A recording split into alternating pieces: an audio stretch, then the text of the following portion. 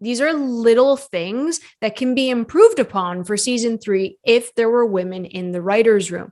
Levinson cannot write for each character. Hey guys, welcome back to Canon Cinema. I'm Amanda, otherwise known as AMX NDA Reviews on Twitter, Instagram, and Letterboxd. Today I will be reviewing Euphoria Season 2, Episode 8. That is right, the finale.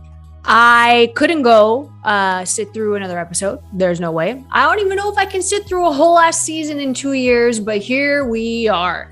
This finale was rocky for me.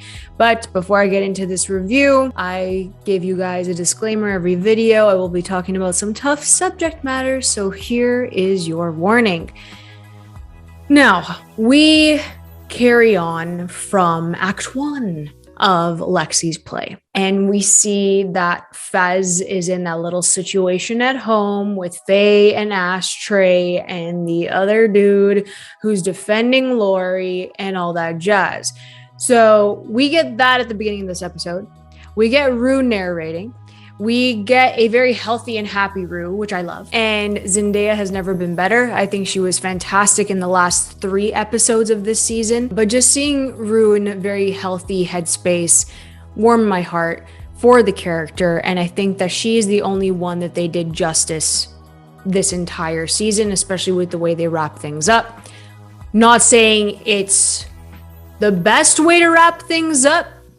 I'll get into that after.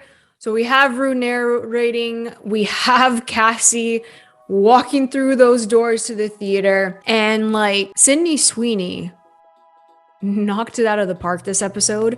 Her stomping down, Maddie looking at her, Kat looking at her, Rue looking at her, going to make a straight like beeline to Lexi on stage, fully going off. Like the girl snapped, and I love seeing that. She basically went off on Lexi. Suze comes on stage, which was like the most wonderful thing that could have happened, just added to the chaos. And then Maddie gets into it. She takes her shoes off. I'm like, this girl is done. So once we have that whole cat fight, which Levinson didn't even show anything happening. So you built all that. Sydney Sweeney has her moment. She does a great job with it. Maddie goes off. We don't see anything. So it's constantly like setting up Cassie versus Maddie, and then we see nothing. Nothing between the two of them. One slap, that's it. One knocking Cassie into the wall, sure. But we don't get anything with them. And I feel like the whole Cassie and Maddie storyline was built up, but because of the freaking editing and the scenes involving these two characters, it just felt so disjointed that you don't even get anything out of either of them in regards to their friendship and their dynamic between the two of them. You get it in the first half, how they are best friends. Obviously last season, I get that. But this is like a very crucial moment between Cassie and Maddie, where I don't think they fully explored the extent of like how women can go through these emotional states, through these moods where like there's so much anger, and then it turns into something more emotional and vulnerable. And all they needed to do after that little spat, because it does get to a point where like, obviously I don't condone violence, but like if there's a physical altercation because of how angry you are, I understand that coming from Cassie and Maddie in this situation. But also like communication. Everyone is talking about the fight, which was horribly shot. You didn't see anything, so I understand what fight you're looking at, number one. Number two, the scene in the bathroom with Cassie looking beat, Maddie icing her foot. There was a more important conversation to be had there, and that just didn't happen. Cassie's talking to Maddie about Nate and the way he is. The line that Maddie says, "This is just the beginning," is so freaking important, because even after everything Cassie did to Maddie, Maddie's still looking out for her and telling her, listen, this is not a good situation to be in. He's a horrible person. Don't let anything cloud your judgment. She's still looking out for her. That is an important conversation to have between women. So if we had female writers on this show writing for these women, we would have more conversations that are healthy and not freaking toxic like Levinson is creating them to be. I get it. You want high-level drama. I understand it. But fam, make it make sense. I know these kids are in high school. They're not going to sit down and talk. Maybe, but I know girls because I am one. We sit down and we communicate. We sit down and talk no matter how hard the conversation is, how hurt we are. We will talk it out. We will talk it out. Same thing is freaking applied to Rue and Jules. Same thing is applied to them the entire season. So communication is key. I don't care if you want to have a cat fight. I don't care if you have to pit these two girls against each other over a basic tall white dude. That's something that's just so repetitive and it's so boring. It's so boring and it just doesn't fit right in something that's coming out in 2022. That's it. These are little things that can be improved upon for season 3 if there were women in the writer's room. Levinson cannot write for each character. We clearly see that. He writes Rue extremely well, obviously with the help of Z, okay? Doesn't write Cassie well. Completely made her character spiral, but yes, Emmy nom maybe for Sydney Sweeney, I hope so. I don't know why he's still writing for Maddie and putting her through all this unnecessary trauma. He's focused on Nate and his dad, which after last episode with that little dream sequence, I don't even want him to write a father-son relationship ever again because it actually scarred me. So he cannot write for all of these characters. I think that the way that these stories have panned out, it's really killing all the characters on the show except for Rue. So my main peeve is that Sam Levinson is writing these characters, writing these scenes just out of pure convenience to push the boundary instead of actually having heartfelt conversations between these female characters. That is what's bothering me the most out of this because you have an entire cast of women. They're all boss-ass women, especially Barbie Ferreira, who got the short end of the stick this season, and I will never forgive him for that. I will never forgive him for that. And I don't even know what's going to happen in season 3, but damn. He even sidelined Jules. And Hunter Schafer is like the draw for Euphoria as well, just as much as Z is. So watching her get sidelined and basically not even having any purpose going into season 3 just proves where his focus is.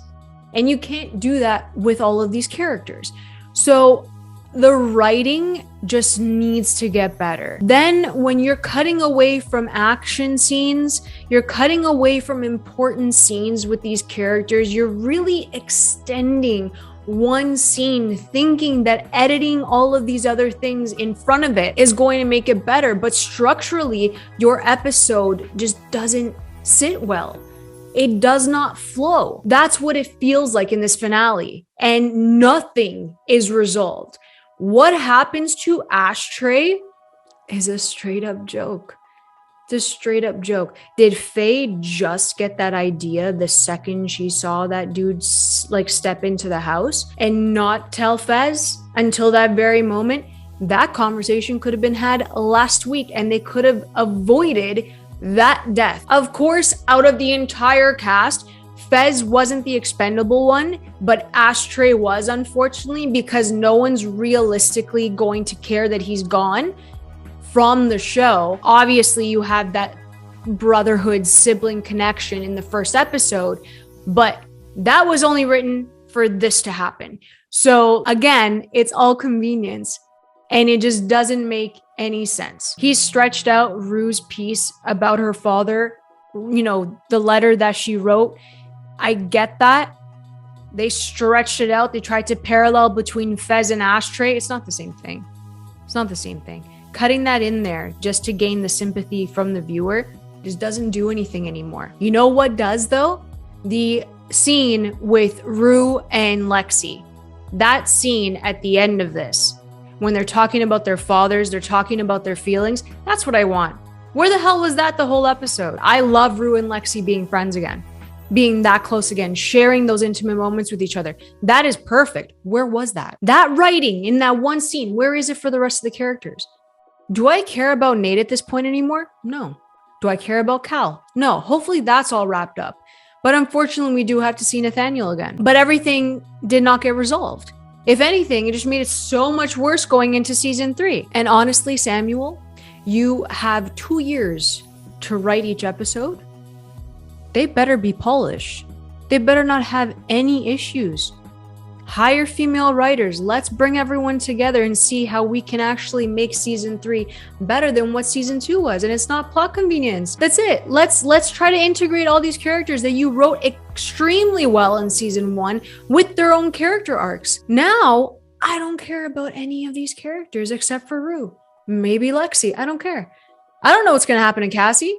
Pissed me off this season, and I love her because I love Sydney Sweeney, but I don't care about them because they're not working as a unit anymore. There could have been like one intervention, all the girls sitting around the table, let's air our shit out, as girls do. It's like Sam Levinson hasn't met a girl in order for him to write any of this in. It's frustrating as a woman to watch this show knowing that let's just communicate. I don't care that they're 17, 18 years old. Let's communicate. If Rue and Lexi can sit in that room and talk about their feelings, they can communicate about other things. They really can. A lot of things were just so unnecessary in this finale. You still have Lori, who can go after Rue whenever the hell she wants. It's like they completely forgot that the 10K was out there. Completely forgot that she has something on her head for that with all those drugs. Are we going to push Lori into season 3? Fez is going to be in jail. Cal's going to be in jail. Nathaniel's roaming free. And then Ashtray's dead. So what are we going into season 3 with exactly? So the way that Rue left it off, a lot of people are saying that there's going to be a time jump. And honestly, if you're going to get into even more adult themes, this needs to be taken to college. Let them do whatever the hell they want. They're older. They think they know better. Do it. I personally don't care that it's drawn from his high school experiences, but there are some things that they push the boundary that just did not sit right with these characters. Because I think that he even forgets that they're in high school. Sure, the sexual aspects of this show, I completely get that. You're trying to explore and experience different things. 100%, I get it. Just the way that he went about writing certain things and incorporating it into this season, he lost the main reason as to why he wanted to present this story to the world on screen. He lost the importance of the subject matter and why this needs to be delivered. So other people who have been suffering from addiction can have this show and know that they aren't suffering alone and that they can identify with at least one character on the show. So he lost the messaging this season, completely lost the messaging. When he prioritized a love triangle that became more interesting than Rue and what she was going through, because they also sidelined Rue from day one. I just can't get behind season 2. I really can't. I really tried. I'm not looking forward to season 3. Of course, I'll sit there and watch it, but man, season 2 was a mess. Okay, episode 1 was very strong, episode 5 was very strong, and episode 7 was very strong. Everything else, I questioned him. I questioned good old Samuel. So that is my review of Euphoria Season 2, Episode 8, the finale. If you guys enjoyed this review, please like and subscribe. You can always follow me over at AMX NDay Reviews on Twitter, Instagram, and Letterboxd. I'll catch you guys next time. Keep watching movies.